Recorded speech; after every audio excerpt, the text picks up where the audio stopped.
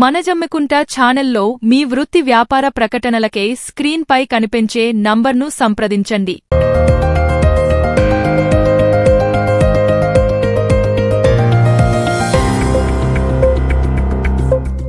మనజమ్మికుంట మన local news కు స్వాగతం. తాజా వార్తల కోసం ఈ ఛానల్ ను సబ్స్క్రైబ్ చేసుకుని బెల్ ఐకాన్ నొక్కండి.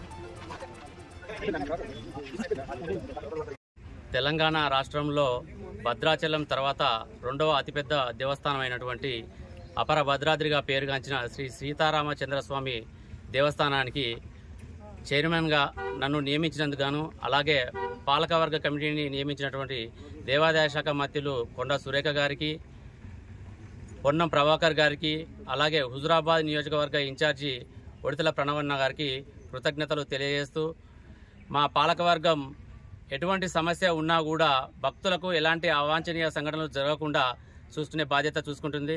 పార్టీలకు అతీతంగా కార్యక్రమాలు చేయడం జరుగుతుంది. రేపు శ్రీరామనవమి రోజున చలువ పందిళ్ళే కానీ, అన్నదానమే కానీ, వాటర్ సప్లై కానీ, కూలర్లే కానీ అన్ని విధాల అన్ని వసతులు ఏర్పాటు చేయడం జరిగింది. భక్తులు వచ్చేటటువంటి భక్తులకు రవాణా సదుపాయమే కానీ అన్ని రకాల సౌకర్యాలు ఏర్పాటు చేయడం జరిగింది. అపర భద్రాద్రిగా వెలిసిన శ్రీ సీతారామచంద్ర స్వామి దేవస్థానము ఇది మన తెలంగాణలో రెండవది కావున ఇక్కడ ప్రాముఖ్యతగా పేరుగాంచిన దశరథ మహారాజు గారు ఇక్కడ అరణ్యవాసంలో ఉన్నప్పుడు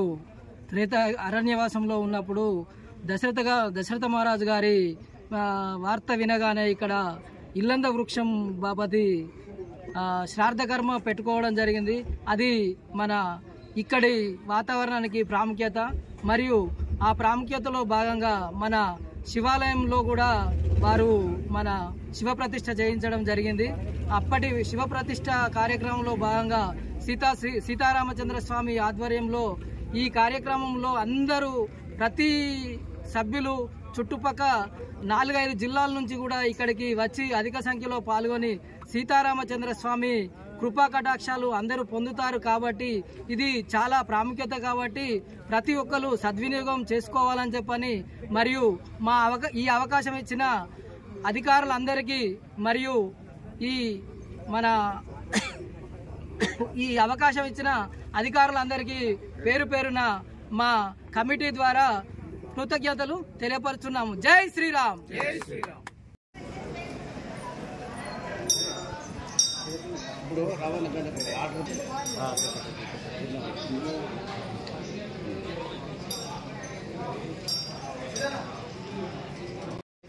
అదేంటి అక్కడ మనం దిగి మన లేక అవుతాడా దిగిందంటే ఫ్లెక్సీకి చూద్దాం.